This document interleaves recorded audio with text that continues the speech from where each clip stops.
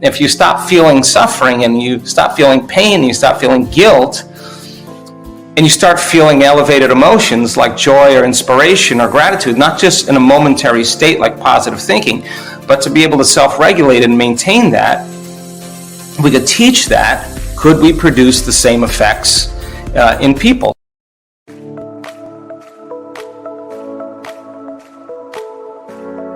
Welcome to Good Vibes. We are dedicated to raise your vibration to make you inspired and make your day. Before we start, hit the subscribe button and the bell button next to it. Enjoy the video. So I think this is a time in history, Mark, where it's not enough to know. It's a time in history to know how. And so all that philosophy is all great dinner conversation, but when you're given a diagnosis, now you got to step out of the bleachers and you got to get on the playing field and you got to start making different choices. And the hardest part about change is not making the same choices you did the day before. And the moment you decide to make a different choice, whether you like it or not, you're going to feel uncomfortable. It's going to feel unfamiliar. You're not going to be able to predict what's going to happen. There's going to be some uncertainty because you're leaving the known familiar self. And so how does the person become the person they are? And why do they keep their health condition the same? And well, most people, your brain is a record of the past. It's an artifact of everything you've learned and experienced to this moment. So most people wake up in the morning, if you think that your thoughts have something to do with your destiny, they start thinking about their problems. And those problems are just memories that are etched in their brain that are connected to certain people and objects and certain things at certain times and places.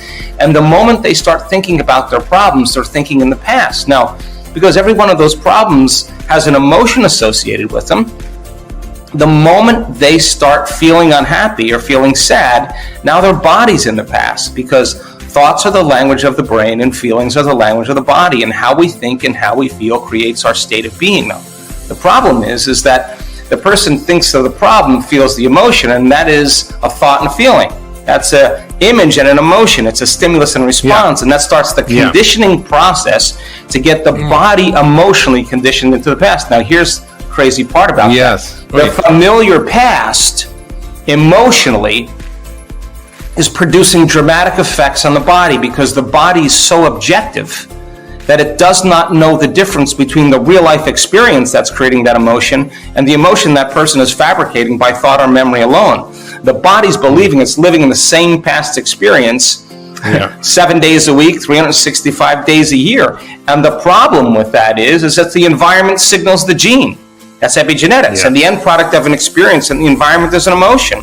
So the person is keeping the same gene regulated because the body's believing it's living in the same environmental conditions. So getting that person to step outside of that familiar known territory into the unknown, where there is uncertainty, and have them be comfortable there and begin to think about how they are going to think.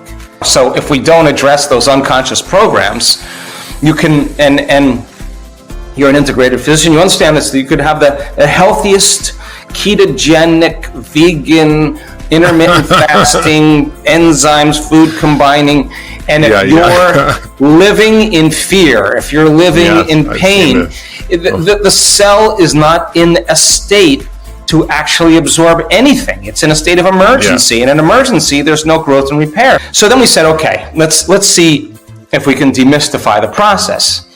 So the concept, the word meditation, literally means to become familiar with. If you look at the symbolism of it and you look it up, it's familiarization. So you sit down and you say, okay, I don't want to be unhappy. I don't want to be angry. I don't want to talk trash about people. I don't want to complain. I want to blame. I don't want to make excuses. I don't want to feel lack. I don't want to have an attitude that's telling me I can. It's too hard. That's the old identity, right? So the moment you start becoming conscious of those unconscious thoughts, the moment you become aware of your automatic habits and behaviors, the moment you can notice that this is actually guilt that you're feeling, or sadness or pain, the moment you can become conscious and familiar with those states of mind and body, if you keep becoming familiar with it, if you keep becoming conscious of it, you won't go unconscious. So sitting in a meditation to know thyself, most people all of a sudden, here comes the barrage of thoughts. Here comes the propensities and habits, and here comes the emotions. The body's saying, you normally complain at this time. What are you doing sitting with your eyes closed? Let's think of a reason why you can complain. And the body starts influencing the mind. So if you break it down to for a person to understand, how many times do we have to forget until we start remembering and keep remembering and stop forgetting? That's the process of change. So then you put a person in a meditation and they hear that voice, they hear that chatter, they want to get up and go to the bathroom, they want to check their cell phone, they want to feel angry, and instead of getting up and saying, I can't meditate, see, they're coming to the end of the known. So they want to go back to what's known, right? If you teach the person what to do, and you show them that on the other side of that is freedom, on the other side of that is joy, you got to become so conscious, and it takes a lot of awareness, it takes a lot of energy to sit with yourself long enough to disentangle from those programs. Now, we now know that it's a formula, that if you follow a formula, you will actually start pruning circuitry. You'll stop the conditioning process and move the body out of the past, and it starts liberating energy. And that's energy to heal with. That's energy to create a new life. That's energy to digest again. The body's no longer living in survival or living in emergency. And the majority of people's emotions then tend to be derived from the hormones of stress. And so that we started realizing that the arousal of the stress hormones, the rush of the chemistry, is actually tapping the body's resources. And the stronger the emotions we feel towards any problem or person in our life, the more we pay attention to them. And if where you place your attention is where you place your energy, then you're giving your power away to that person or problem. And if a person can learn to sit in the fire and say, it's not my boss, it's not my ex, it's not my job, it's not the pandemic, it's me. That this emotion isn't serving me because this emotion is the exact emotion that's pushing the genetic buttons that's creating disease. Okay, if I can keep practicing lowering the volume to that emotion, I'll keep taking my attention off that person or problem. And in a sense, the body starts moving back where? Into the present moment. It starts getting relaxed in the unknown. So we started teaching people the process, and by a person overcoming their past, not the trauma, just the emotion. They just have to work on breaking that conditioning process, because if you keep doing it over and over again, a habit is when the body becomes the mind. Now the servant, now the body's influencing the mind. So you teach a person then how to break that conditioning process. The body starts moving into the present moment. It's no longer in the same environmental condition, and then all of a sudden we start to see some pretty dramatic changes in people's health. The arousal causes us to narrow our focus on the material world. As we become, our senses become heightened, and we focus on everything that's physical and material, and we start over-focusing. That's what stress does. So we thought, what if we taught people to do the opposite? Instead of narrowing their focus on whatever is material or known to them, let's have them open their focus and broaden their focus and put their attention on nothing physical and put it on nothing, on space, on energy. And if we can create what's called a divergent focus, is it possible that the brain would begin to fire more coherently? And all of a sudden we started seeing the front of the brain talking the back of the brain and synchronizing areas together, and what syncs in the brain links in the brain, and all of a sudden you see the person starting to feel more whole. You keep doing that, more coherence creates more energy. The waves start standing and they start building on each other, and when that happens, there's an arousal that ultimately takes place in the brain, but the arousal is not fear, the arousal is not pain or aggression, and the arousal is not is anger. The arousal is ecstasy, the arousal is bliss. When that occurs, the stimulation that's being created, and we see these high gamma patterns that are off the scale, the arousal that's taking place is not taking place from anything out there in the environment. It's not taking place from the sports car, or the wardrobe, or the movie, or the cell phone. It's happening inside the person, and all of a sudden, that's a new feeling. They've never had that feeling before, and they start feeling connected.